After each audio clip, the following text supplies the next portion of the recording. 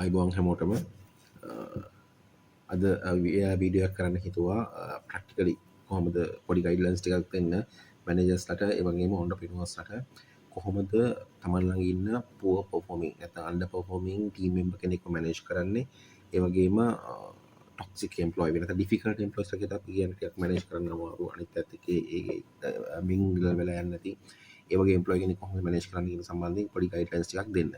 ඉතින් මම හිතන්නේ මේ ප්‍රශ්න අපි හැමෝටම වගේ තියෙනවා. අපි ටීම් එක හැන්ඩල් කරනවා නම් ඔන්ටර්ප්‍රිනර් කෙනෙක් නැති කෙනෙකුට මේක බොහොම හිසර දෙයක් තියෙන ප්‍රශ්නයක්. ඉතින් ටීම් මෙම්බර් කෙනෙක් අපිමයි සෙලෙක්ට් කරේ හොඳයි කියලා හොඳ රෙකමෙන්ඩේෂන් උඩ. නමුත් තමන් ළඟට ආවට පස්සේ ඔයා ෆේස් කරන ප්‍රශ්නයකට ඒ කියපු තරම් පර්ෆෝමන්ස් නැහැ. එහෙම නැත්නම් ඒ කියපු කෙනා නෙමෙයි ප්‍රශ්න සහගතයි. කේන්ති යනවා කලබලයි ප්‍රශ්නකට උමැති කරගන්න එම්ප්ලොයි කෙනෙක්. එයා නිසා ඕවරෝල් ටීම් එකේ පර්ෆෝමන්ස් ඩ්‍රොප් වෙනවා. ටීම් එක ටිකක් සතුටින් ඉන්නේ.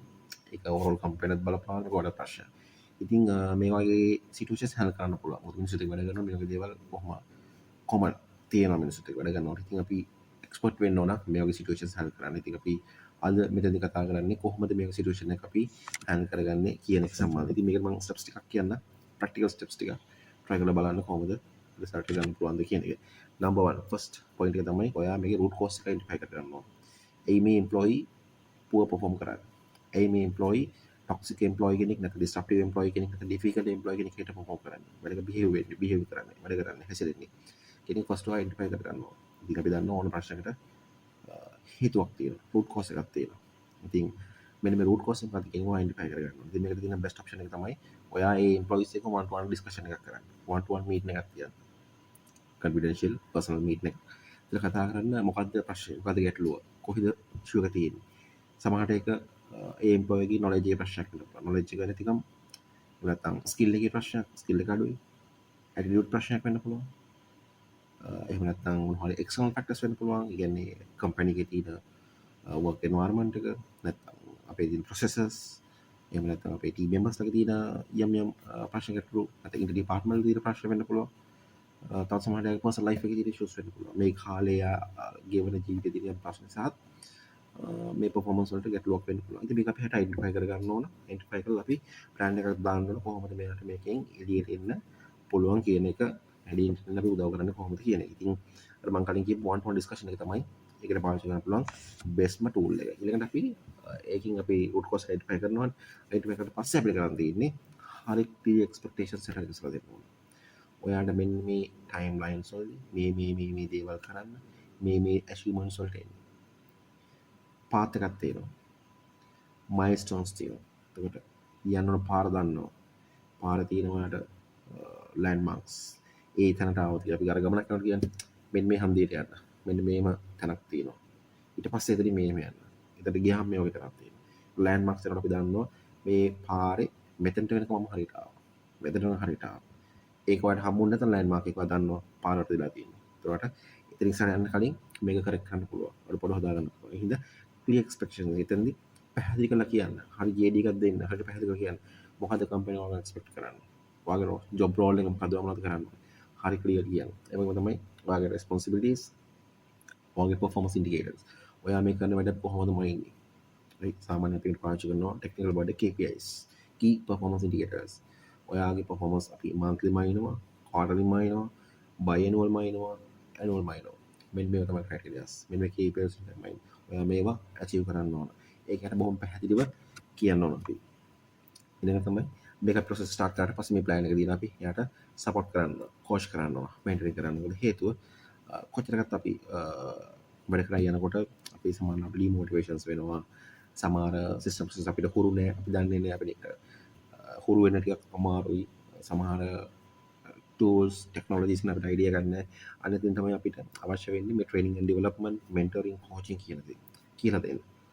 මේ දේවල් ගැන කියලා දෙන්න. මොකද හේතුව සිස්ටම් එක ප්‍රොසෙස් එක ගැන තරව වෙන්න තමයි ඔයාගේ ටීම් මෙම්බර්ට පර්ෆෝම් කරන්න ලේසි. ඒකයි අර අලුතෙන් ආපු කෙනෙකුට වඩා ටිකක් පරණ කෙනෙකුට පර්ෆෝම් කරන්න ලේසි. ඒකේ ප්‍රොඩක්ටිවිටි එක වැඩි, ඒකේ එෆිෂියන්සි එක වැඩි. අය සිස්ටම් එක හුරු නිසා. ඉතින් අන්නේ ඒ සපෝට් එක යට දෙන්න. ඒ මෙන්ටරින්, ඒ කෝචින්, ඒ ට්‍රේනින් ඇන්ඩ් ඩෙවලොප්මන්ට් ඒ සපෝට් එක දෙන්න. ඉතින් මෙතනදී ඔයාලට කරන්න පුළුවන් දේ තමයි අසයින් කරන්න එක ටීම් මෙම්බර් කෙනෙක්. පිය කෙනෙක් වෙන්න පුළුවන් සමහර ඉමීඩියට් සීනියර් කෙනෙක් අසයින් කරන්න එයාට හෙල්ප් කරන්න. ඒ කියන්නේ වැඩක් ප්‍රොජෙක්ට් එකක් බාර දුන්නම රයිට් ඉනිෂියටි පටන් ගන්න ඩිස්කෂන් එකක් කරන්න. කොහොමද මේක කරන්නේ? මොනවගේ දේවල් වලට අවශ්‍ය වෙන්නේ? කාගෙන් වලට සපෝට් වෙන්නේ? කාවද කෝඩිනේට් කරන්න ඕන? ඩිස්කෂන් එකක් කරලා පොඩක් බ්‍රේන්ස්ටෝමින් කරන්න. කොහොමද ස්ටාර්ට් කරන්න කියලා. ඊට පස්සේ ප්‍රොසෙස් එක යනකොට ෆලෝ අප් කරලා බලන්න. රයිට් මේක හරියද? දැන් මේ මයිල්ස්ටෝන් එකට ආවද? ප්‍රශ්නයක් තියෙනවද? ඇඩ්ජස්ට්මන්ට්ස් ඕනද? එතනදී කතා කරලා සපෝට් කරනකොට හේතුව අර අපි ඒකට පිය කෙනෙක් හෝ ඉමීඩියට් සීනියර් කියලා කියන්නේ එතකොට කමියුනිකේට් කරන්න ලේසි. අපි ට්‍රාන්ස්පරන්ට්. අපිට තියෙන ප්‍රශ්න අපි කියන්න කැමති. කියන්න පුළුවන් අපිට. අර සමහරට ජූනියර් කෙනෙක් වුණොත් එහෙම නැත්නම් ටිකක් වැඩි සීනියර් කෙනෙක් වුණොත් එහෙම පොඩි කමියුනිකේෂන් ගැප් එකක් එන්න මේ ඉන්ෆර්මේෂන් ට්‍රාන්ස්ෆර් කරන්න පොඩි මැලිකමක් දක්වන්න පුළුවන්. හේතුව මේකට අදාළ පුද්ගලයා කොහොමද කෙනෙක්. ඉතින් ඒ හින්දා හැමතිස්සෙම එයාට සමාන හෝ ඉමීඩියට් සීන් ලෙවල් එකකින් තිබ්බනම් අපිට මේක කරගන්න ගොඩක් වෙලාවට ලේසි. ඒ වගේ තමයි මේ ප්‍රොසෙස් එක ඔයා චෙක් කරන් එනකොට ඔයා හැමතිස්සෙම හැම මයිල්ස්ටෝන් එකකදීම කන්ස්ට්‍රක්ටිව් ෆීඩ්බැක් එකක් දෙන්න ඕනේ හැමතිස්සෙම. මොකද හේතුව අයිඩෙන්ටිෆයි කරගන්න පුළුවන් වෙන්න ඕන රයිට් ඔයාගේ ටාගට්ස් ටික අචීව් කරා. රයිට් ඕකේ ගුඩ්. මේ දේවල් චේන්ජස් වෙන්න ඕන. ඉතින් මෙතනදී අපි පාවිච්චි කරන ෆීඩ්බැක්ස් දෙන්න ටූල්ස් ස්ටෑන්ඩඩ් මොඩල්ස් තියෙනවා. එතකොට අර අපි සමහරවිට කියන සමහර ෆීඩ්බැක් දෙන්න ගියාම මේක බොහොම ආගියුමන්ට් එකකින් තමයි අතට ෆීඩ්බැක් එකක් නෑ ආගියුමන්ට් එකක් තියෙන්නේ. පෞද්ගලික තරහක් තමයි පරිමහලා තියෙන්නේ. පරණ තියෙන දේවල් ඔක්කොම අදලාගෙන ඒ ෆීඩ්බැක් එක දෙනවා. එතකොට ඇත්තටම ඒ සිටුේෂන් එක දාලා නෙමෙයි ෆීඩ්බැක් එක දෙලා තියෙන්නේ. ඒක ඩෙවලොප්මන්ට් එකක් අපිට දකින්න අමාරුයි.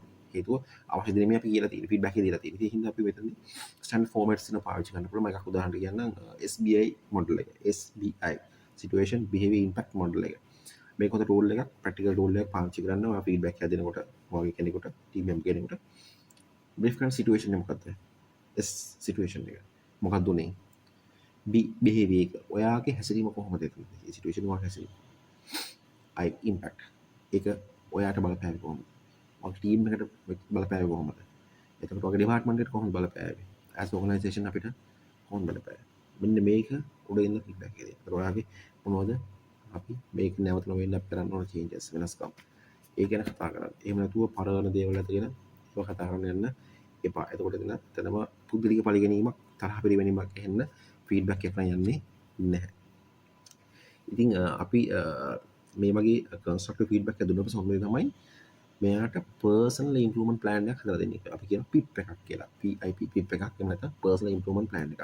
එයාට යුනික් ප්ලෑන් එකක් කොහොමද ඔයාගේ මේ ඩෙවලොප්මන්ට් එක කරගන්න ස්ට්‍රීම්ලයින් කරගන්න එක ටයිම්ලයින් එක අපි එයාට හදලා දෙනවා මේ ප්ලෑන් එකේ යන්න.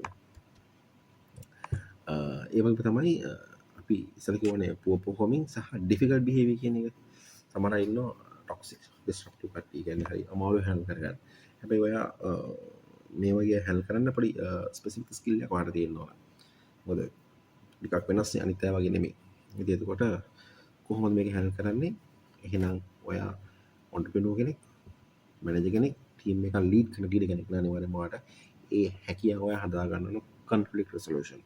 කොහොමද මේ දෙක මේ ගැටලු සමතයට පත් කරන්නේ? ඉතින් අපි ටිකක් large scale companies වලට එනකොට HR department එකක් තියෙන සමහර HR professionals ලා මේකට conflict resolution කරන්න මේ හැකියාව තියෙන අය තමයි ගොඩක් වෙලාවට skill එක තියෙනවා ඒගොල්ලන්ට. එහෙම නැත්නම් සමහර department වල counseling officers වෙනම ඉන්නවා. ඉතින් මේ වගේ තැන් වලට යාලත් involve වෙන්න පුළුවන්. ඉතින් එහෙම නැත්නම් ටිකක් senior well experience senior කෙනෙක් ගැන experience එක තියෙන කෙනෙක් involve කරගෙනත් අපිට මේකට උත්තරයක් දෙන්න පුළුවන්. ඉතින් මේක අවස්ථානුකූලයි. හැබැයි ඔයා ඒ අඩුපාඩු ඔයාගේ හදාගන්න ඕන. ඉතින් අපි දැන් මේ කියපු ප්ලෑන් එක යන අතරතුර අපි ගොඩක් ස්ටෙප්ස් කීපයක් කිව්වා, හයක් කිව්වා. මේ හත් වෙනි එක මෙතනදී අපි බලන්නේ මෙයා වැඩ කරනකොට සම්පූර්ණ ප්‍රොජෙක්ට් ඉවර වෙන කලින් එක එක මයිල්ස්ටෝන්ස් වලදී මෙයාට අපි දෙනවා reinforcing positive changes. reinforce කරනවා මේ positive changes නැත්නම් recognize කරනවා යාව right ඔයා first stage එක right complete කරා good. ඔයා timeline එකට ආවා.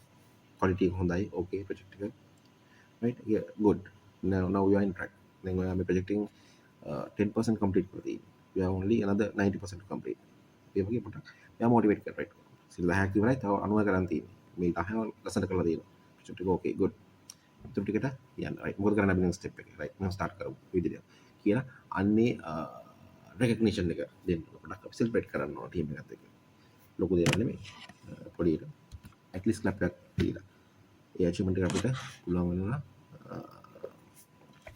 පොඩි කියන්නේ එක සෙලිබ්‍රේට් කරන්න. ඉතින් ඔය ටික කරගෙන ඔක්කොම ඇවිල්ලා ස්ටෙප්ස් 7ම කරන් ඇවිල්ලා අපි එනවා ලාස්ට් ස්ටේජ් එකට. මේ අපි ඔක්කොම හැම දෙයක්ම කරේ මේ ස්ටෙප්ස් 7ම ෆලෝ කරේ. එයි මේ එම්ප්ලොයිව මේ අපේ ටීම්මේට්ව අපේ ට්‍රැක් එකට ගන්න. එයාගේ ඩිවයිව ඩෙවලොප් කරන අඩුපාඩු තියෙන එක ඩෙවලොප් කරලා අපි හදා ගන්න. හැබැයි අපි දකිනවා ඉන්ඩස්ට්‍රි එකේ ඉන්නකොට විශේෂයෙන් HR ප්‍රොෆෙෂනල්ස් හැටියට සමහර තැන්වලදී සමහර එම්ප්ලොයිස් අපිට කරෙක්ට් කරන්න බෑ. ඉතින් අපි මේක ලර්නින් ඇන්ඩ් ඩෙවලොප්මන්ට් කියනවා. ට්‍රේනබල් ස්ටාෆ් ඉන්නවා, නන් ට්‍රේනබල් ස්ටාෆ් ඉන්නවා. ඉතින් මෙන්න නන් ට්‍රේනබල් ස්ටාෆ් වගේ ආවොත් මේ වගේ තැන්වල අපි මේව හදන්න අමාරු. අපි අපි එතිකලි ප්‍රොෆෙෂනලි ස්ටෙප්ස් ටික ඔක්කොම ෆලෝ කරා. මෙන්න මෙතනදී අපිට ලාස්ට් ස්ටේජ් එකට අපි යනවා ඩිසිෂන්ස් ගන්න වෙනවා. සමහරවිට රියසයින් කරන්න ජොබ් එක ඩෙසිග්නේට් කරන්න වෙන්න පුළුවන්. ඩිමෝට් කරන්න වෙන්න පුළුවන්. එහෙම නැත්නම් අපිට ෆයිනලි ටර්මිනේෂන් එකට යන්න වෙන්න පුළුවන්. එතකොට ඔයා මෙන්න මේ ටික හරියට කරලා තිබ්බොත් අපි හැමතිස්සෙම සේෆ් සයිඩ් එකේ ඉන්නවා. මොකද මම එහෙම කියන හේතුව